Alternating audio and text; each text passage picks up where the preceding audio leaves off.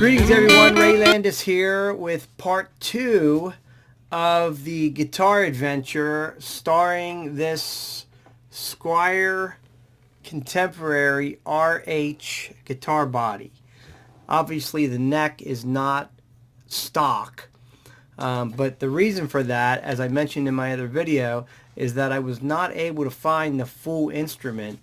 Right around the holidays I started searching for one and in this color and could not find one of these anywhere. They were just completely sold out. I tried to put in a ticket to have Sweetwater save one for me, and they finally got back to me last month and said that they're not going to be available anymore.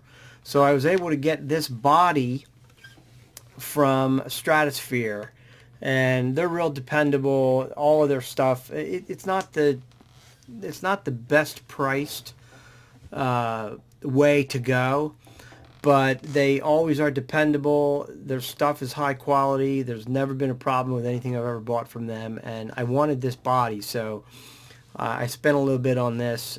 It came without a neck. So I went on to eBay, and one of my favorite guitar neck suppliers is called Hal Guitar, and I got this neck.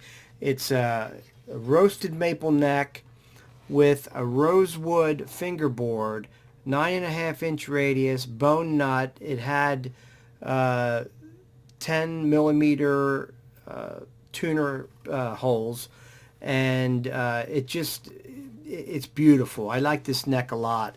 I think the neck that would have been on this, if I had gotten the stock neck, would have been like a 12-inch radius or something like that. It would have been a maple fretboard with a bound edge. This front edge is bound, but the back edge is not, and that would have matched on the neck that came, would have come with it. But I actually like this neck better. For one, it's a 9.5-inch radius with medium jumbo frets, and it's just it's a perfect neck. It's got the right shaped headstock, no logo of course, but it's really got a great feel to it. And most of the time I go for the maple necks, but this particular one, most any neck that you get from Hal Guitar is going to be primo, and they take really good care of you. They ship them well, and it's always a good buy. So I matched it with this body because it's Fender spec'd. The neck is all Fender specs, and it fit right into the neck pocket with no problem whatsoever. And the beauty about this is that it's actually a 22 fret neck, and it's got the little overhang, which makes it nice. So this guitar came with ceramic pickups, and they were a humbucker ceramic and a rails ceramic. So I didn't like the sound of those. I mentioned that in my other video, but I like the way this guitar feels, and just the way that it is. It's got the nice belly cut, it's got the neck carve, and it's just got a really nice look. I think they call it gunmetal with the black hardware. The control panel is reversed. So I'm going to tell the story again, even though I mentioned it in my other video, and then I'm going to do some sound samples, and I finally got it dialed in the way that I wanted, and I really like the way it sounds. So I'm going to keep this guitar in my collection. A lot of times I'll build a guitar and I'll give it away. I'll send it to someone and just kind of brighten their day. But this particular guitar, I like it a lot. It stays in perfect tune. The tuning stability, you can swing this thing around and do anything with it, and it stays in tune. And that's one thing I like about any guitar, if it stays in tune.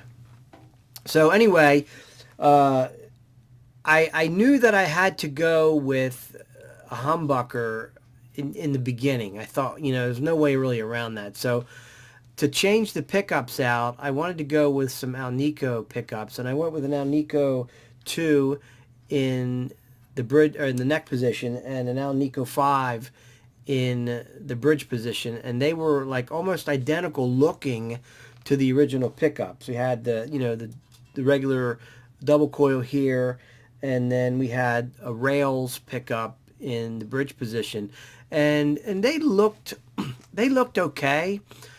They didn't sound the way that I had expected they would. You know, going from ceramic to Alnico pickups, the magnets, and you know, my goal was to get these Alnico pickups in there and then put a 5-way super switch so that I could have some coil splitting and some things with, you know, with a 5-way switch. But that it still didn't really make the guitar sound the way that I wanted it to. So I went on a quest and I found this P90. It's a humbucker sized P90. It's a really nice pickup. I ordered it off of eBay. I talked a little bit about that in my other video. But I wanted it to look a certain way. So it's got that really nice matte black finish, but it's a really nice pickup. And then this pickup in the bridge position is kind of like a 50s style, you know, Telecaster replacement pickup. I got this pickup from Guitar Fetish, and they both sound really good. So when I put the pickups in, you know, I used one of those polarity testers to find out, you know, what the pole was on the pickup. And I understand that if you have an exactly opposite pickup, then it's considered in phase, but it also is noise canceling. So that's what I've got here. When I first hooked it up, though, because this is a 3-wire pickup, it has a different polarity, you know, different pole than the bridge pickup. So I had hoped, by the way I checked it out, I thought it was going to be reverse wound as well, so that they would, you know, be exactly opposite and noise canceling. Turned out that they ended up out of phase. So I had to rewire this pickup, which wasn't hard because it already had a ground wire that was separate from the other two. So I just switched the 2 wires, and then I got it back in phase. But I still didn't really like the way that the bridge pickup sounded. So I figured it was because of the 500K pots that I used here. I ordered these pots from Stu Mack, and they're really good. They're like solid shaft, and I got the really nice dome knobs for it, so that, you know, they were the highest quality. And I ended up going back to the 3-way switch. The 3-way switch, I think, works best, you know, for me on this guitar. And of course, with the 2 single coils, even though the P90 is a little bit hotter, the 3-way switch worked out best. But the 500K pots work great for the P90, but they made this bridge pickup sound a little too ice picky. So I ordered some resistors, and when I ordered the first batch, I ordered a 470 ohm resistor, and I thought I ordered 470K, so I put that in there. I was like, oh man, this sounds terrible. It just cut the sound right out. So I realized after installing the resistor in there that it was the wrong configuration, was the wrong value. So I ended up ordering some 470K resistors, and I put that on the bridge pickup, and now the bridge pickup sees these pots as being 250K or thereabouts, maybe a little bit less. But it sounds, this pickup sounds a lot better now. So the 2 pickups together sound incredible. In fact, when you go in the middle position, you've got noise canceling and just such a sweet sound, and it really is, you know, it's what I was looking for. So, but again, I'm gonna turn my camera down so you can see the guitar a little bit better, and I'll give you a couple sound samples of each of the pickups. So this first sound sample is going to be the P90 in the neck position.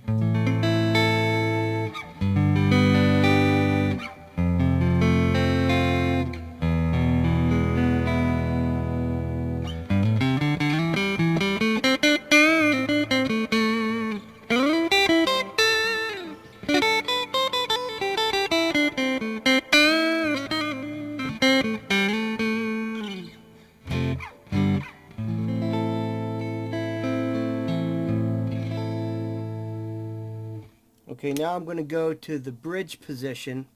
This is going to be the classic 50s Telecaster bridge type pickup, single coil.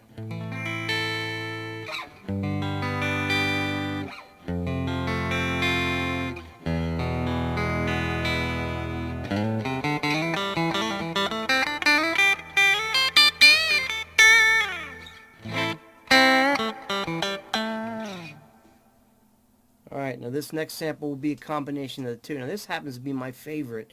When you blend these two pickups together,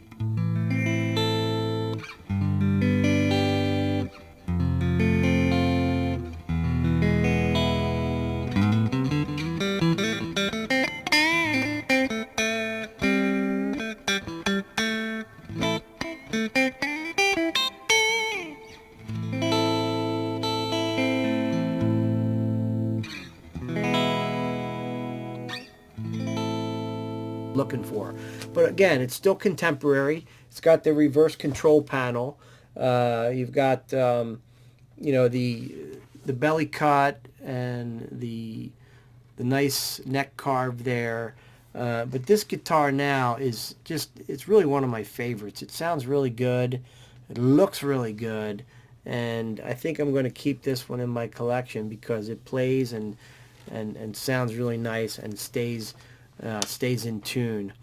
But I wanted to share this with you because this was like a really long, drawn-out experiment, and no matter what I did, I just couldn't seem in the beginning to get the sound I wanted out of this guitar. And really, I like single coil pickups, especially in a Telecaster.